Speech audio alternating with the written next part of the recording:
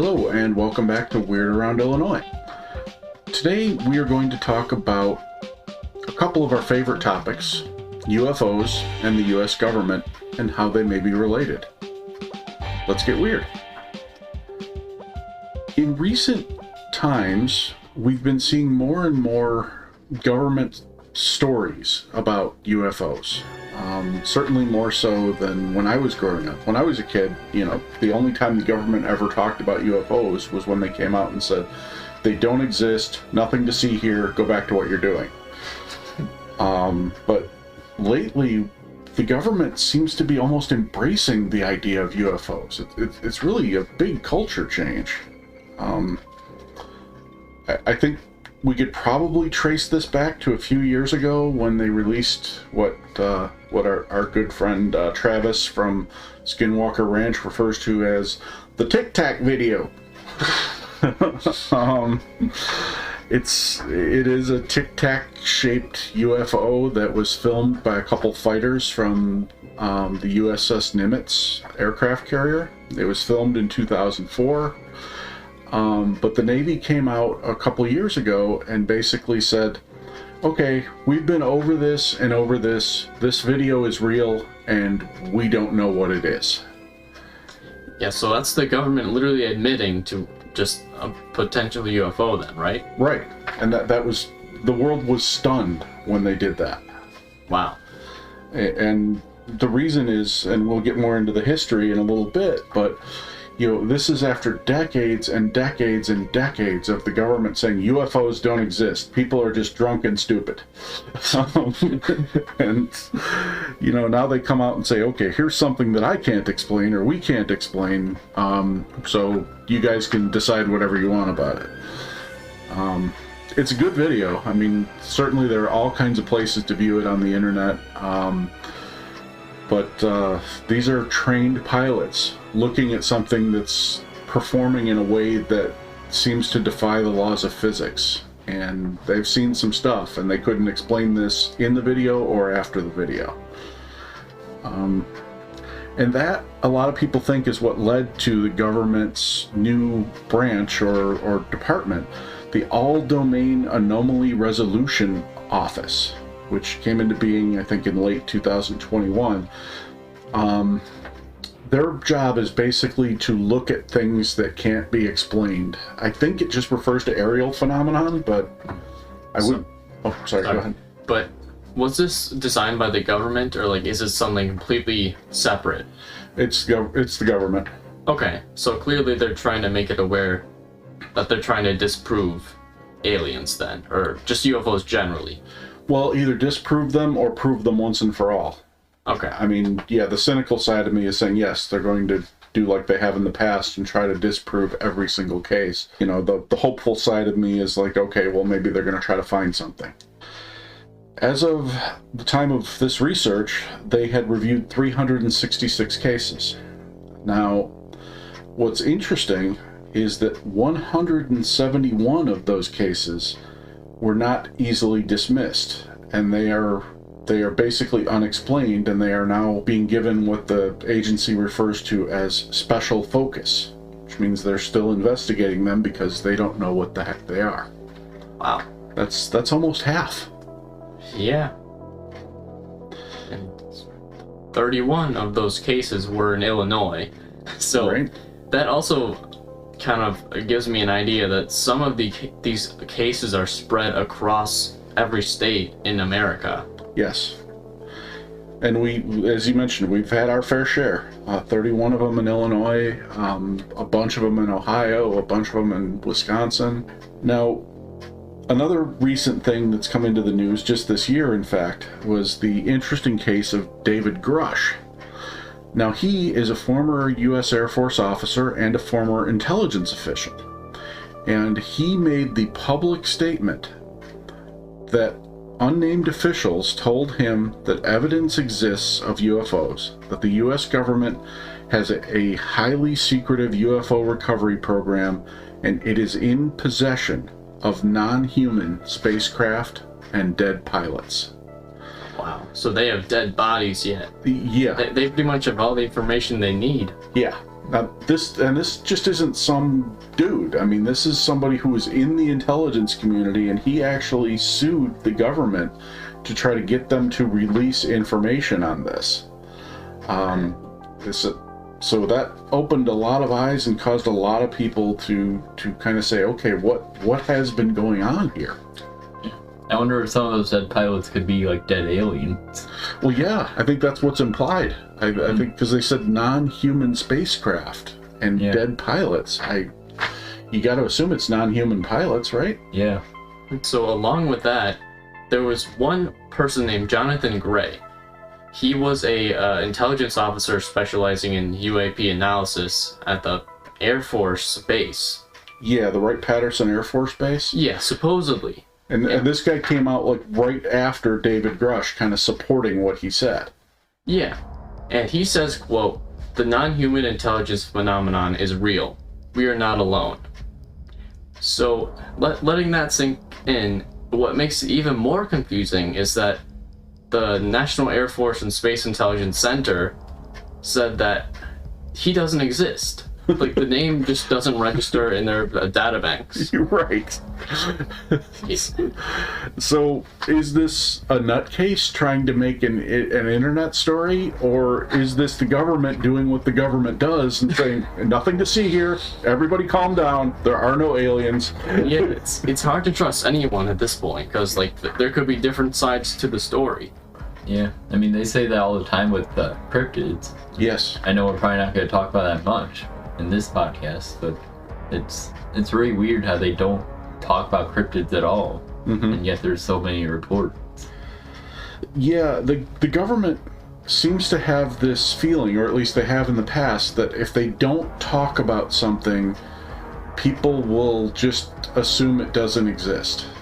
And maybe that works. I don't think so, though. But that also raises the question, why would they be talking about UFOs then?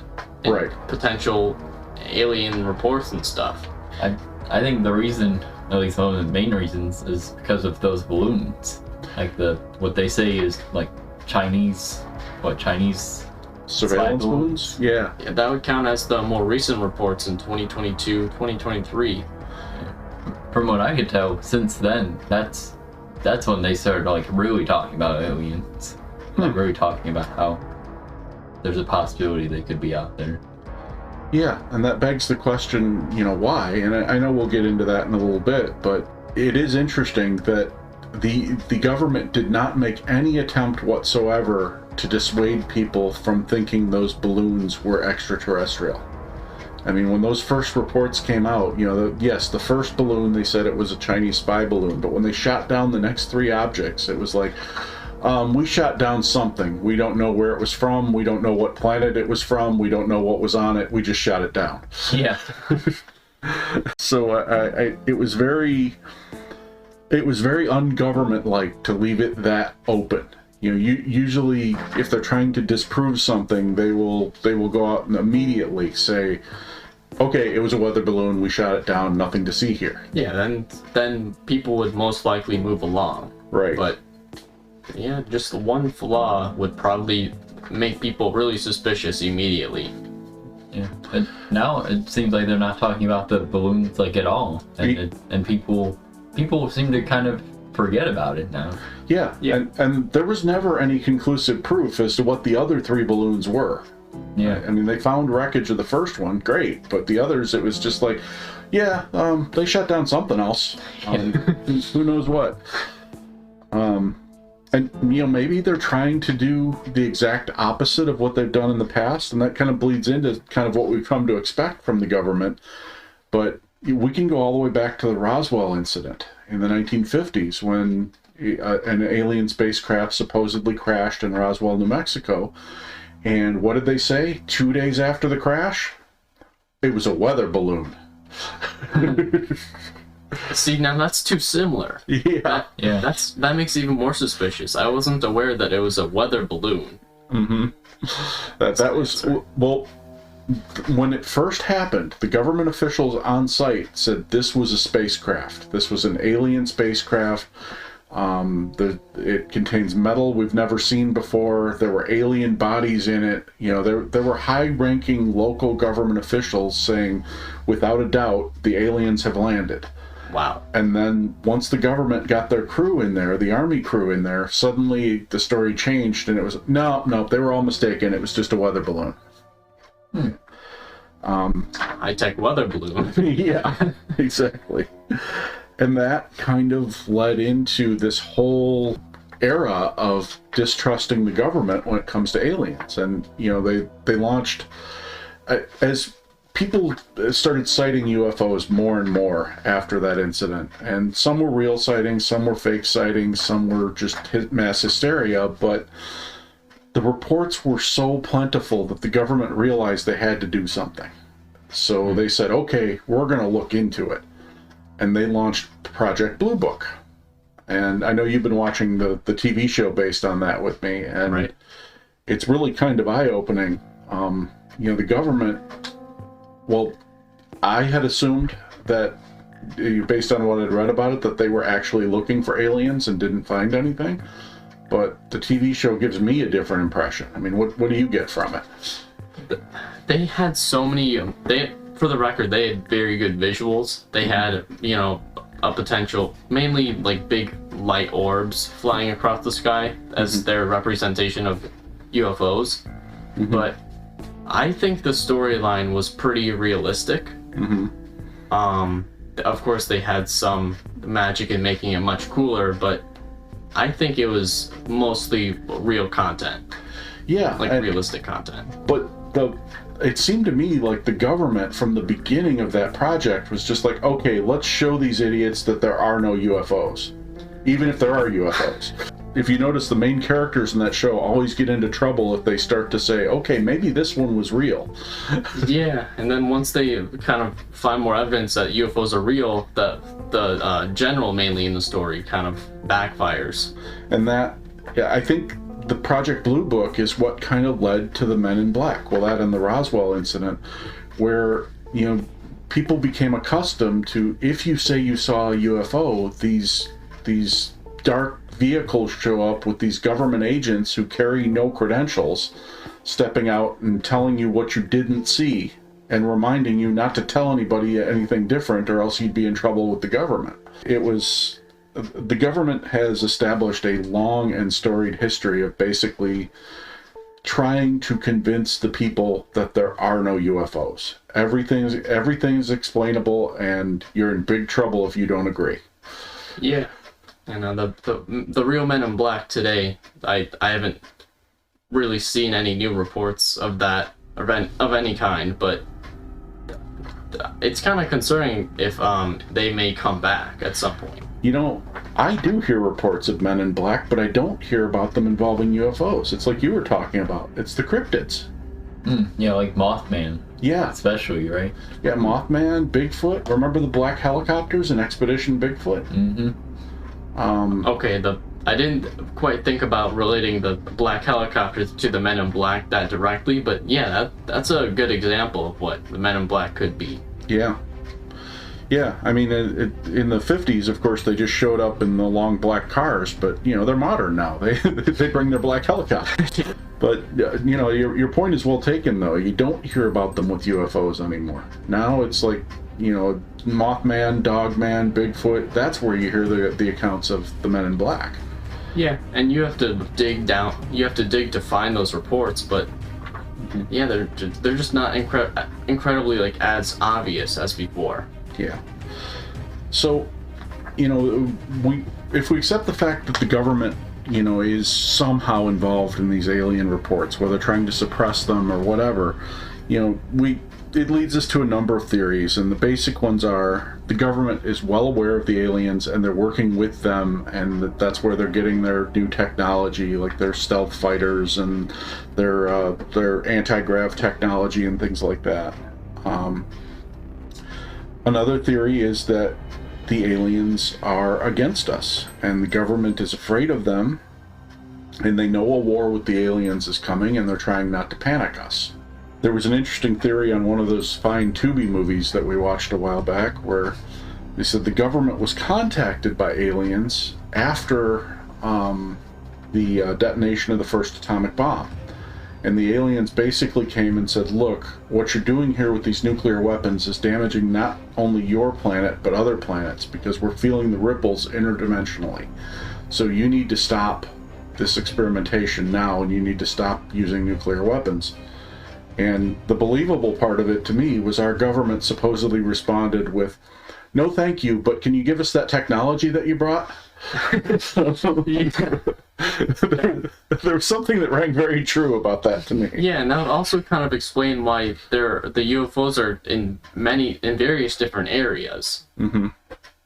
And often after a nuclear test, or in a war zone, or where Travis is shooting rockets into the sky, or whatever.